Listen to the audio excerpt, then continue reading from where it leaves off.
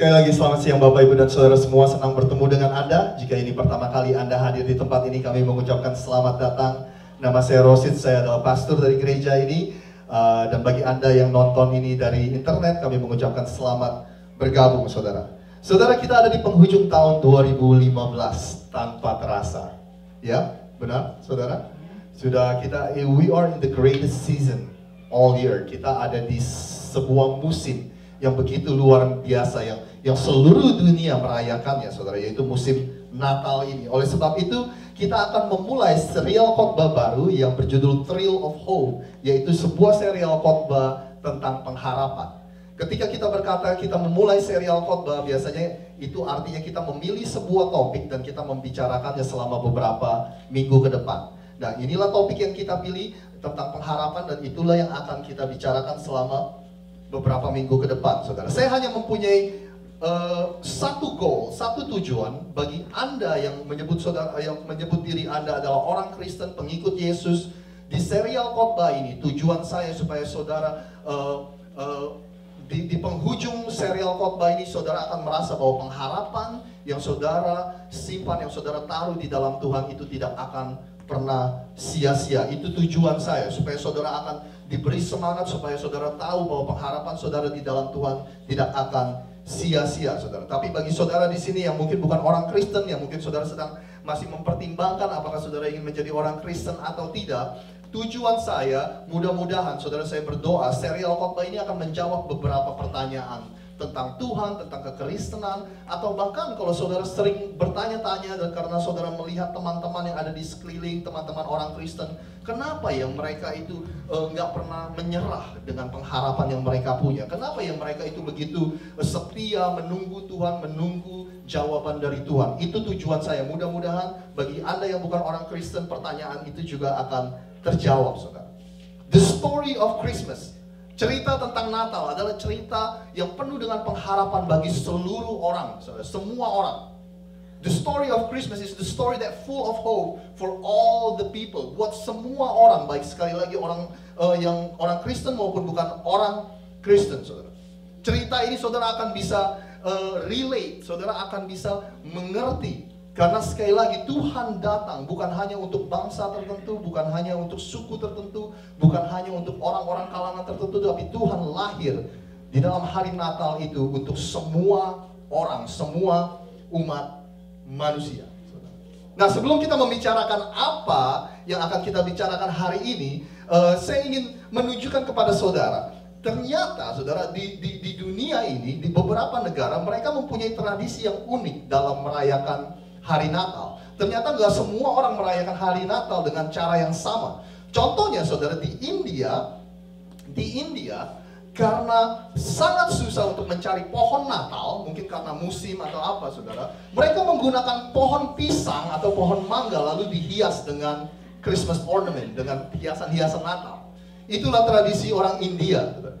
Nah, ternyata juga di Jerman, orang-orang Jerman terutama di dalam keluarga mempunyai kebiasaan untuk menyembunyikan pickles, Saudara. Tahu pickles itu kayak acar, timun acar gitu, Saudara, di dalam pohon Natal. Dan bagi anggota keluarga yang pertama kali menemukannya, mereka akan mendapatkan hadiah, Saudara. Nah, di Norwegia katanya malam Natal tanggal 24 Desember, mereka tidak diizinkan, mereka tidak boleh bersih-bersih rumah. Karena semua sapu harus disembunyikan dengan baik.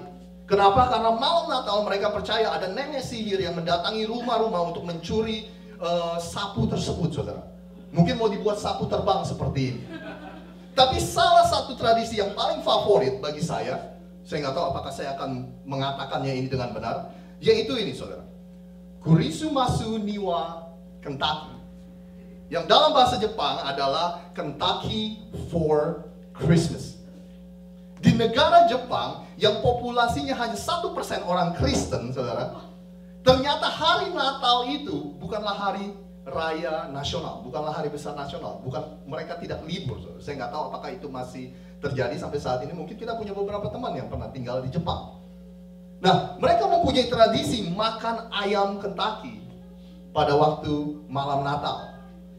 Ternyata sejarahnya diawali ketika di awal tahun 70-an ada sekelompok orang asing yang tinggal di Jepang.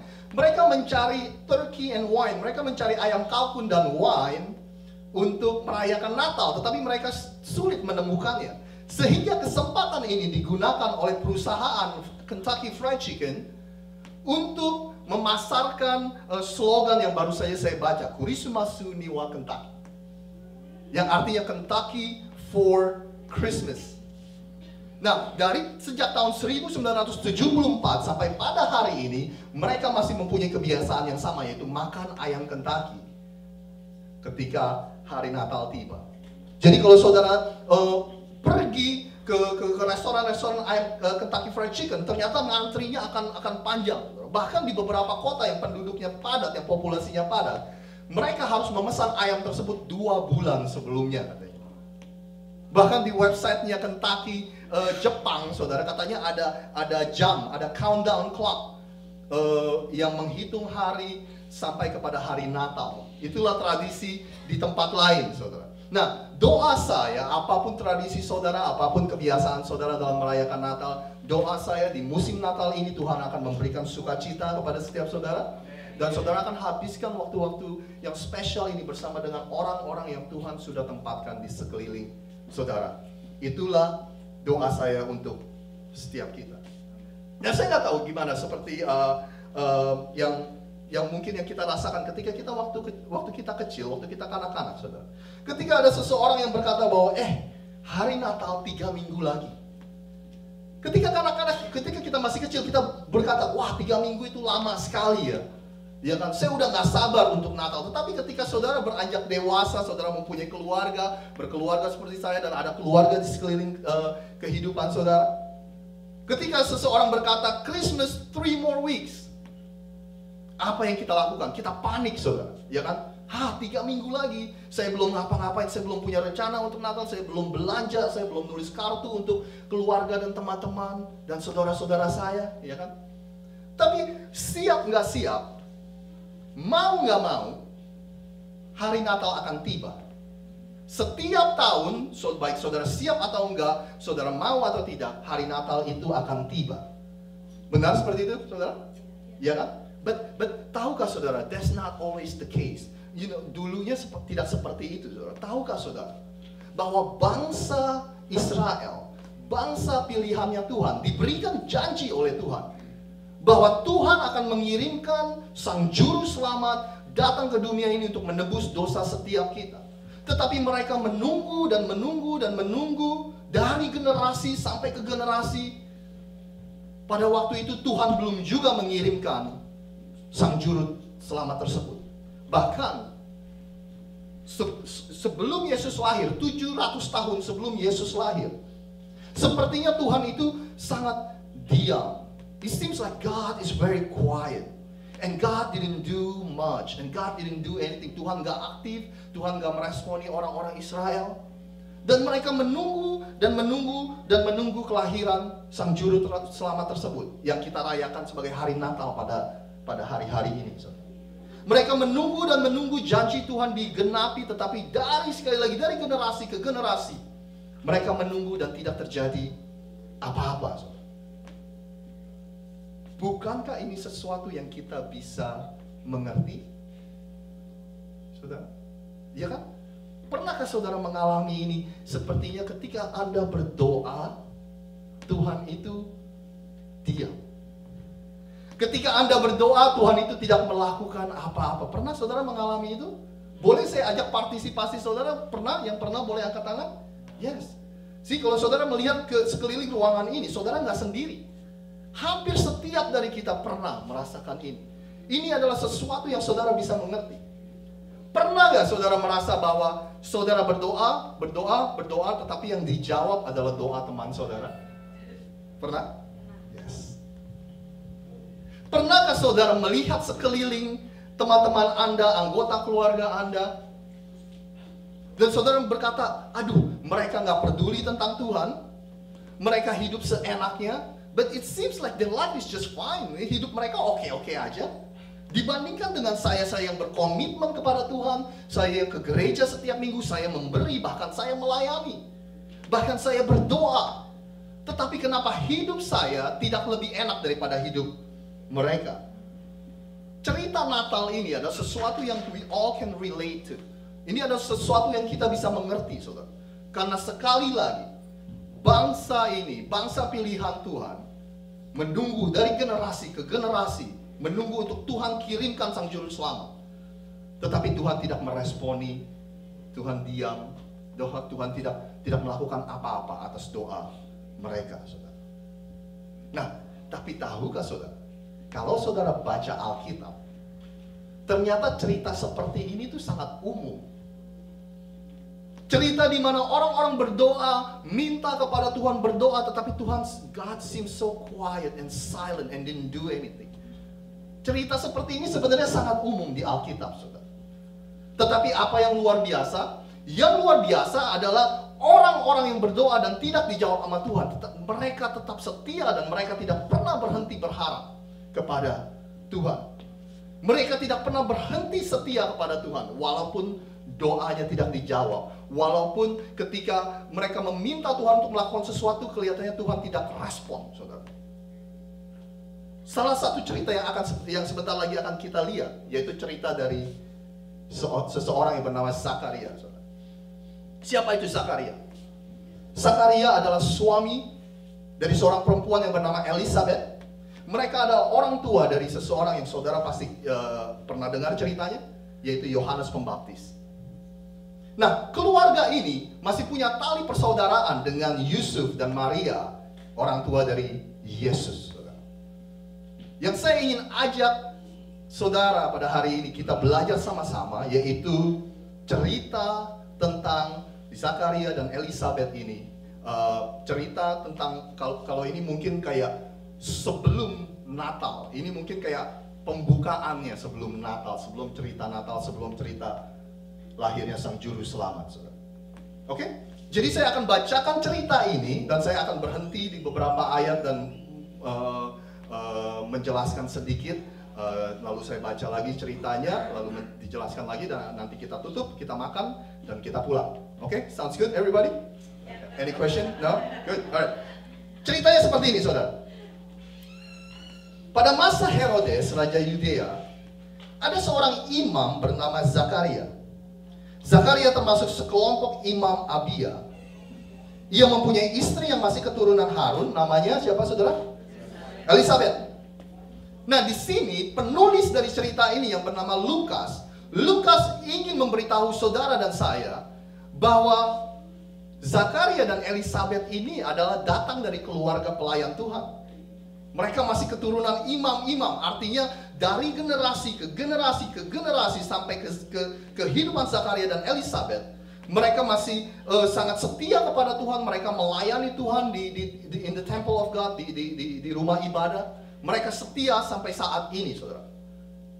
Jadi mereka ingin memberitahu kepada saudara dan saya, Zakaria dan Elisabeth yaitu adalah anak-anaknya pendeta, kalau bahasa sekarang. They are the preacher's kid. They are the pastor kid. Nah, saudara bayangkan itu sebentar, ingat itu sebentar. Lalu dikatakan Lukas, Zakaria dan Elisabeth hidup benar menurut pandangan Allah. They are righteous. Mereka hidup benar. Dan yang luar biasa lagi, mereka berkata mereka tidak bercacat dalam melaksanakan semua perintahnya, semua perintah Tuhan. Lihat betapa hebatnya pasangan ini, saudara, pasangan suami istri ini. Bahkan dikatakan mereka adalah orang yang benar, hidup benar dan tidak bercacat melakukan perintah Allah. Coba saudara bayangkan sebentar, saudara punyakah teman yang memanggil saudara yang berkata bahwa wow, kamu adalah orang yang benar dan kamu adalah orang yang tidak bercacat? Saya juga nggak punya teman yang berkata Rosid adalah orang yang benar dan tidak bercacat. Bahkan semakin saudara mengetahui saya, bahkan semakin saudara mengenal saya, saudara akan melihat ada banyak cacatnya. Apalagi kalau saudara tanya istri saya, makin banyak lagi cacatnya, saudara. Ya kan? Tapi mereka dikatakan, wow, mereka adalah orang yang benar di mata Tuhan. Tapi guess what? Tebak, saudara. Orang benar pun ada masalah. Orang benar pun hidupnya nggak sempurna. Apa yang terjadi kepada kedua pasangan ini? Tetapi mereka tidak mempunyai anak. Sebab Elisabeth mandul dan mereka sudah tua. Dengan kata lain, kalau saudara memperkerjakan mungkin detektif pribadi untuk mengikuti kehidupannya Elisabeth dan Zakaria, detektif yang saudara pekerjakan akan berkata mereka ini orangnya tidak bercacat dalam melaksanakan perintah Tuhan. They are blameless, they are righteous. Tetapi orang yang benar di hadapan Tuhan, doanya pun masih ditunda. Mereka pun harus menunggu, bahkan mereka sudah tua, saudara. Mungkin mereka berdoa ketika mereka berumur 20-an, 30-an, 40-an, 50-an. Berdoa untuk mempunyai anak, tapi Tuhan masih membuat mereka menunggu, tetapi Tuhan masih belum menjawab doa mereka. Dan dalam beberapa menit ini saya ingin menjelaskan sesuatu, saudara. Bukan hanya Zakaria, bukan hanya melihat kehidupannya sendiri, yang mereka punya doa dan tidak dijawab, tetapi Zakaria juga melihat sejarah bangsa Israel, yaitu bangsanya sendiri. Zakaria juga mendengar dari keluarganya bahwa ratusan tahun yang lalu, bahkan ribuan tahun yang lalu, Tuhan berjanji akan mengirimkan juru selamat. Dari generasi ke generasi ke generasi, mana juru selamatnya? Mungkin Zakaria di sekelilingnya mempunyai orang-orang yang berkata bahwa ngapain kamu hidup seperti ini? Ngapain kamu terus berharap kepada Tuhan? Ngapain kamu terus percaya kepada Tuhan? Tuhan berjanji dari generasi ke generasi masih belum dijawab. Ngapain melayani? Ngapain berdoa? Ngapain memberi? Mungkin ada banyak orang yang di sekeliling Zakaria dan Elisabeth yang berkata seperti itu. Kamu dari kakek kamu, dari papa kamu, dari kamu sendiri setia kepada Tuhan, tapi mana janji Tuhan untuk mengirimkan sang juru selamat? Bahkan kamu sendiri pun doanya tidak dijawab. Saudara tahu gak, bangsa Israel ini, bapak dari bangsa Israel yang bernama Abraham, saudara. Sebelum bangsa Israel ini terbentuk, Tuhan berjanji kepada satu orang yang bernama Abraham. Tuhan berkata bahwa aku akan membentuk engkau menjadi sebuah bangsa, dan bangsa yang powerful, bangsa yang kuat. Dan melalui bangsa ini, Tuhan berkata, I will make you a great nation. Saya akan membuat bangsa ini besar. Dan Tuhan berkata, aku akan memberkati bangsa Israel ini. Itulah janji Tuhan kepada satu orang, Abraham, sebelum bangsa Israel tercipta.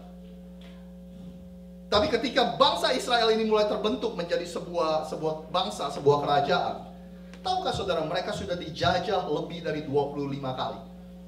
Mereka pindah tangan dari satu kerajaan ke kerajaan lain. Mereka dijajah dari satu kerajaan ke kerajaan lain.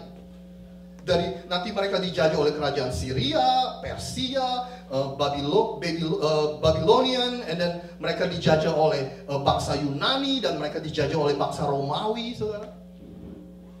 Bayangkan sebagai sebuah bangsa dan orang-orang Israel yang berkata, Tuhan, you said that you're gonna make us a great nation. Engkau berkata bahwa engkau akan membuat kami menjadi bangsa yang kuat.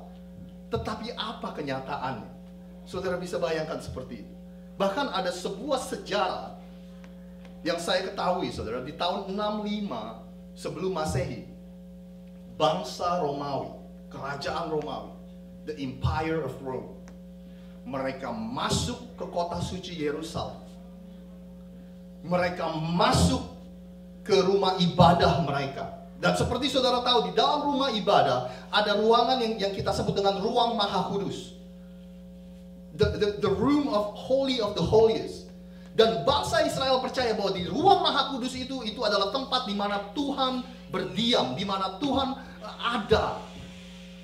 Tetapi bangsa Romawi masuk ke rumah ibadah tersebut dan menghancurkan semuanya. Bangsa ini menunggu, menyaksikan dan menantikan, menunggu Tuhan akan melakukan sesuatu, but God didn't do anything. Tuhan diam dan tidak melakukan apa-apa. Jangan-jangan mereka mulai berpikir bahwa Jupiter, dewa dari bangsa Romawi, lebih kuat dari Yahweh. Saudara bayangkan gitu. Tapi dengan semua sejarah bangsa Israel, dengan semua sejarah keluarga Zakaria, dan dengan apa yang dialami oleh Zakaria sendiri dan Elizabeth, mereka tidak pernah sekalipun meninggalkan Tuhan. Mereka masih melayani, mereka masih setia, dan mereka masih percaya. Bahkan mereka hidup setiap harinya seakan-akan besok Tuhan akan datang. Bahkan mereka hidup setiap harinya seakan-akan Tuhan akan memenuhi janji-janjinya besok. Orang yang begitu luar biasa. Mungkin ketika orang lain berkata, ngapain kamu terus berharap? Ngapain kamu terus berharap kepada Tuhan yang God doesn't even care about you. He doesn't listen to you. Bukankah ini yang saya mau bilang, saudara? Akan ada saatnya dalam musim kehidupan saudara dan saya, di mana kita akan mengalami seperti ini, saudara. Kita akan memasuki sebuah musim di mana kita merasa bahwa kita berdoa dan meminta kepada Tuhan, but God seems silent. But God seems like He is not active. Dia nggak aktif, saudara. Tetapi sang penulis ini belum selesai dengan ceritanya. Lukas melanjutkan ceritanya. Tibalah giliran kelompok Zakaria untuk melayani di dalam bait. Zakaria melayani sebagai imam di hadapan Allah. Menurut kebiasaan para imam, selalu diadakan undian untuk memilih salah satu dari mereka untuk membakar dupa. Kali ini Zakaria terpilih untuk masuk ke dalam bait Tuhan untuk mempersembahkan dupa kepada Tuhan. Jadi kebiasaan mereka melakukan undian, dan yang namanya keluar, mereka harus masuk ke dalam bait Allah dan membakar dupa. Ketika tiba waktunya untuk pembakaran dupa, orang sudah sangat banyak berkumpul di luar sambil berdoa. Kemudian malaikat Tuhan muncul di depan Zakaria. Malaikat itu berdiri di sebelah kanan mezbah tempat membakar dupa. Ketika Zakaria melihat malaikat itu, ia terkejut dan takut sekali. Ya kan? Malaikat menampakkan dirinya di depan Zakaria. Kalau saudara dengar hari ini, kalau ada orang yang suka melihat malaikat dan segala macam, saudara, saya cuma bayangin gini ya. Zakaria yang adalah orang benar di hadapan Tuhan aja takut ketemu malaikat, saudara. Apalagi kita yang banyak dosanya, ya. Ya kan, saudara? Nah, Zakaria melihat Tuhan dan dia takut, saudara. Kata malaikat itu kepadanya, jangan takut, Zakaria. Jangan takut. Doamu sudah dikabulkan. Di dalam terjemahan bahasa Inggrisnya hanya dikatakan seperti ini. God have heard your prayer. Tuhan sudah mendengar doa.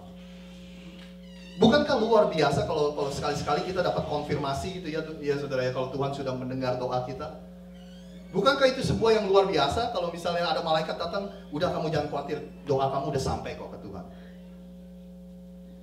Dan malaikat ini berkata kepada Zakaria, God has heard your prayer. Doamu sudah didengar atau dikabulkan.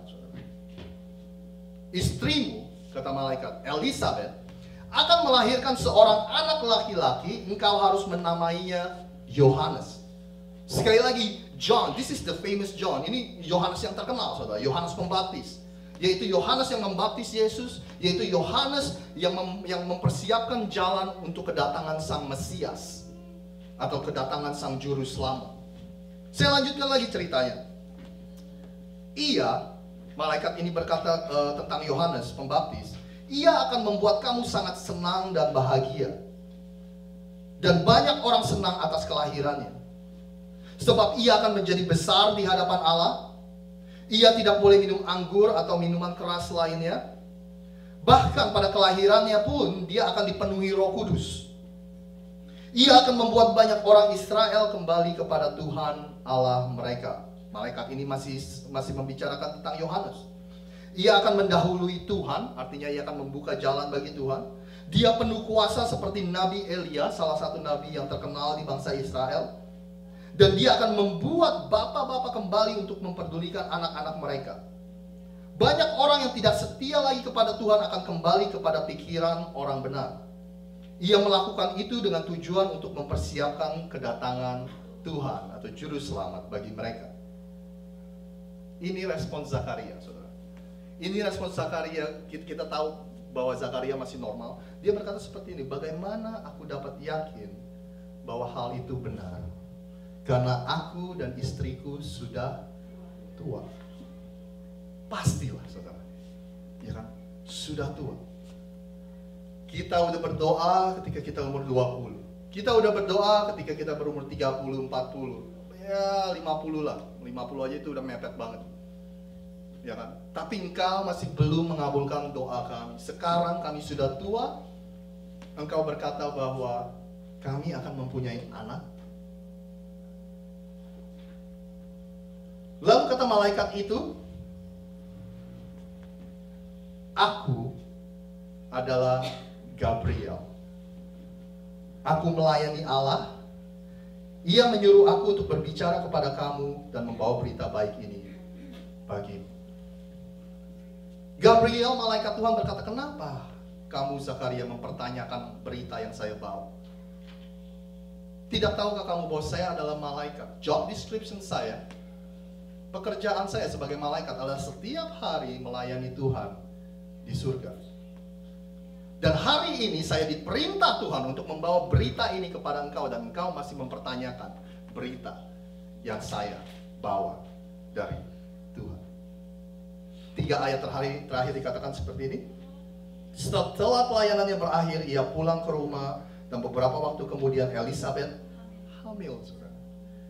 Ia tidak menampakkan diri selama 5 bulan. Dan katanya, kata Elizabeth, Tuhan telah melakukan hal ini bagi aku. Sekarang orang banyak tidak lagi menganggap ada sesuatu yang salah padaku. Di abad pertama kalau ada something wrong, yang selalu salah adalah wanita. Ketika wanita tidak bisa melahirkan, mereka berkata bahwa banyak dosanya, mereka datang dari keluarga yang berdosa, mereka dikutuk dan segala macam. Oleh sebab itu Yesus datang untuk to treat everybody the same, untuk memperlakukan semuanya sama, pria atau wanita. Kalau menurut saya alasan satu tersebut aja, para wanita sudah seharusnya kagum akan Yesus. Dan tidak lama kemudian malaikat pun menghampiri seorang perawan yang bernama Maria, dan malaikat itu berkata, Maria, bayi yang kamu kandung itu berasal dari Roh Kudus. Dialah yang akan menebus dosa dunia ini. Itulah cerita Natal yang kita lihat hari ini. Itulah cerita Natal. Ini sebenarnya pemanasan dari cerita Natal, saudara. Pembukaan, perkenalan dari cerita Natal. Tapi sebelum kita pulang, saya hanya mau bertanya kepada saudara. Mungkin saudara boleh mempertimbangkan, mungkin saudara boleh memikirkan ini. Bukankah ini dilema kita? Bukankah ini dilema kita, saudara? Do we stay or do we go? Do we keep trusting God or do we stop trusting God? Apakah kita terus setia kepada Tuhan? Apakah kita pergi, saudara? Apakah kita terus percaya kepada Tuhan? Ataukah kita meninggalkan Tuhan? Apakah kita terus memegang pengharapan kita kepada Tuhan? Atau kita berhenti berharap? Karena kalau saya terus berhenti berharap, Tuhan kok tidak merespon, Tuhan kok tidak menjawab, Tuhan kok kelihatannya silent dan quiet dan tidak berkata apa-apa. Apakah saya harus terus berharap? Apakah saya harus pergi? Apakah saya harus menempuh jalannya Tuhan terus, walaupun Tuhan tidak meresponi saya? Atau saya harus mulai mencari jalan pintas? Apakah saya harus terus melayani Tuhan terus? Atau saya melakukan hal yang lain dalam hidup saya? Apakah saya terus untuk memberi, atau saya menghabiskannya untuk kepentingan-kepentingan saya? Apakah kita akan terus mempertahankan pernikahan kita? Ataukah kita berhenti percaya bahwa Tuhan mampu untuk memulihkan pernikahan kita? Bukankah seperti itu dilemanya? Akan sangat mudah kalau kita berdoa dan Tuhan langsung jawab. Benar kan, saudara? Akan sangat mudah kalau saudara mendengar cerita tentang seseorang yang berdoa hari Senin, terus hari Rabu sudah dijawab. Yang saudara ingin tahu adalah bagaimana sih caranya kok doa kamu bisa dijawab dalam 2 hari?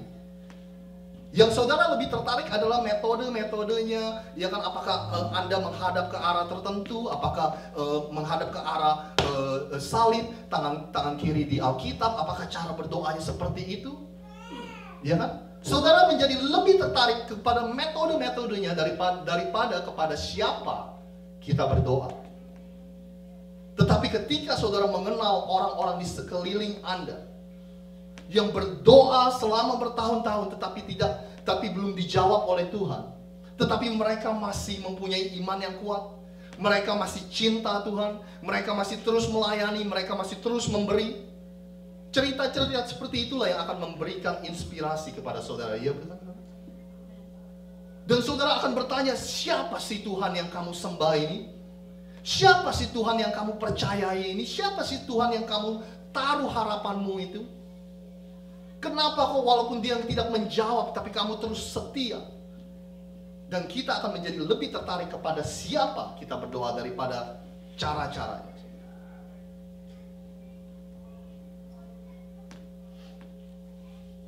Jadi sekali lagi dilema kita, saudara. Sekali bagi saudara yang bekerja, bagi saudara yang mempunyai perusahaan, bagi saudara young professional di tempat ini, profesional muda di tempat ini, yang menjadi dilema kita, ya kan? Apakah kita harus terus mempertahankan integritas kita,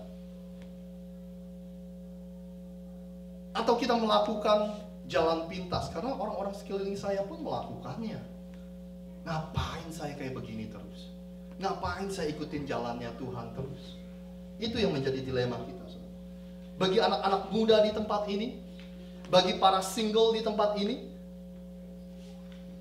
dilema kita adalah ngapain saya mempertahankan pikiran saya yang kuno ini? Ngapain sih saya mempunyai gaya hidup yang konservatif ini? Ngapain sih saya karena teman-teman saya semua melakukannya. Teman-teman saya semua melakukannya dengan pacarnya. Ngapain saya mempertahankan hidup seperti ini? Saya akan kelewatan dengan hal-hal yang menyenangkan.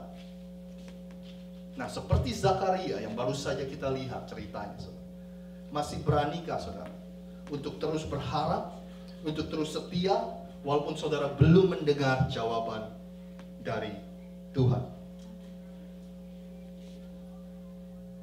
Saudara, ada banyak yang berkata kepada saya, karena visi kita itu untuk memperkenalkan Tuhan secara praktis, saudara, yang gampang dimengerti. Jadi ada banyak teman-teman saya dengan sengaja saya suka meminta masukan mereka supaya saya jadi lebih baik, karena pengalaman tidak akan menjadikan saya lebih baik. Pengalaman yang dievaluasi itulah yang akan menjadikan saya lebih baik. Oleh sebab itu saya suka tanya apa yang harus saya perbaiki, apa yang saya harus perbaiki, dan beberapa teman kasih masukan, saudara. Ada juga teman baik saya yang berkata bahwa kamu ini kayaknya kalau khotbah terlalu simple dan kurang menantang orang, katanya. Kurang memberikan challenge. Wah, saya menghargai sekali dengan masukan teman baik saya. Tapi saya pulang dan saya memikirkan ini dan saya ngobrol sama istri saya, saudara. Actually, the ultimate challenge, tantangan yang paling utama, it's all come down to this one question. Do you trust God? Semuanya, tantangan apapun saudara, tantangan yang paling utama adalah satu pertanyaan ini: apakah saudara percaya kepada Tuhan? Ketika situasi di sekeliling Anda tidak seperti yang saudara bayangkan, ketika hal-hal yang saudara rencanakan tidak terjadi sesuai dengan apa yang saudara rencanakan, masih bisakah saudara percaya dengan Tuhan? Tantangan kita sebagai orang Kristen bukannya menghafal kitab Wahyu, ada berapa kuda di sana, ada berapa jubah baju di sana, saudara. No. Tantangan kita hanya satu, saudara. Do you still trust God even though the things that happening around you, it doesn't go according to what you plan? Apakah saudara masih bisa percaya kepada Tuhan di dalam situasi yang buruk seperti apapun? Satu pertanyaan terakhir sebelum kita pulang, saudara. Bolehkah hari ini saya mengulurkan atau memberikan undangan kepada setiap saudara dan saya untuk bergabung dengan sekelompok orang-orang yang berbeda, dengan sekelompok orang-orang yang unik. Saya nggak berkata, ayo bergabung dengan sekelompok orang-orang yang lebih baik dari orang di luar sana. Saya nggak menggunakan kata lebih baik, saudara. Tapi saya mau berkata kepada saudara, maukah saudara bergabung dengan sekelompok orang-orang yang unik dan orang-orang yang berbeda? Yaitu sekelompok orang-orang yang mempertahankan integritas dan standar kita, baik apapun yang terjadi di sekeliling kita. Yaitu sekelompok orang-orang yang mempertahankan value, nilai-nilai kita. Walaupun saat kita butuh uang, walaupun kita saat butuh sesuatu, walaupun kita butuh segalanya, saudara. Maukah saudara dan saya bergabung dengan sekelompok orang-orang yang berbeda? Walaupun kita dalam kesulitan, kita mempertahankan nilai-nilai Tuhan, standar-standar Tuhan, dan integritas yang Tuhan ajarkan dalam hidup kita. Ketika kita berkata, Tuhan saya percaya, itulah yang paling menyenangkan hati Tuhan. Dan cerita dari peristiwa Natal ini berkata bahwa harapan yang saudara taruh di dalam Tuhan itu tidak sia-sia. Cerita Natal ini berkata bahwa walaupun saudara harus menunggu lama, tapi penantian saudara tidak akan sia-sia. Karena Tuhan kita adalah Tuhan yang menggenapi janji-janji. Yang setuju katakan amin. Amin. Mari kita berdiri bersama-sama, saudara.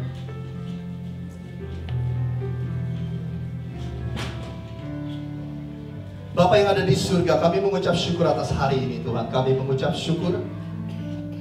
Sekarang kami tahu, Tuhan, bahwa ketika kami tidak mendengar dari Engkau, bukan berarti Engkau tidak bekerja, Tuhan. Ketika kami belum mendapat respon dari Engkau, bukan berarti Engkau tidak melakukan sesuatu. Sekarang kami tahu, Tuhan, bahwa waktu yang Engkau punya bagi kami semua adalah waktu yang sempurna. Itulah waktu yang paling tepat bagi kami semua.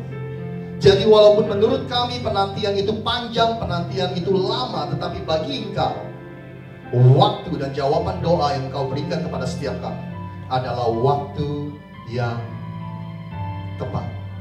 Terima kasih Engkau telah mengirimkan Sang Juru Selamat ke dalam dunia ini. Terima kasih di hari Natal ini, Tuhan. Kami diingatkan kembali bahwa You are so love the world. Engkau begitu mengasihi dunia ini sehingga Engkau mau mengirimkan anakmu yang tunggal dan menebus dosa kami semua. Terima kasih atas karya yang paling besar, atas hadiah yang paling besar.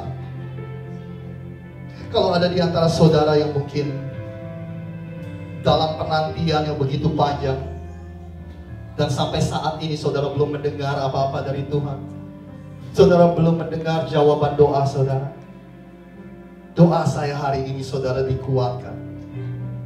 Seperti cerita dari Zakaria, Tuhan tidak pernah terlambat. Tuhan mempunyai jalan cerita dan jalan kehidupan bagi setiap kita. Terima kasih saudara. Terima kasih kepada Tuhan saudara, karena pengharapan yang saudara taruh di dalam Tuhan itu tidak akan pernah sia-sia. Dia Allah yang memenuhi setiap janji-janji. Terima kasih Tuhan. Saudara boleh angkat tangan saudara, kita akan berdoa menutup ibadah kita pada hari ini. Terimalah berkat Allah Bapa dan Allah Putra dan Allah Roh Kudus di dalam nama Tuhan Yesus. Tuhan berjanji bahwa Dia datang untuk memberikan saudara dan saya hidup dan hidup yang penuh dengan kelimpahan. He promised you to give you life and life to the fullest. Terimalah janji Tuhan itu di dalam nama Tuhan Yesus. Semua jemaat yang percaya akan janji Tuhan sama-sama katakan amin. Amin. Happy Sunday. Kasih salam samping kiri kananmu. God bless you. Tuhan memberkati. We'll see you next week.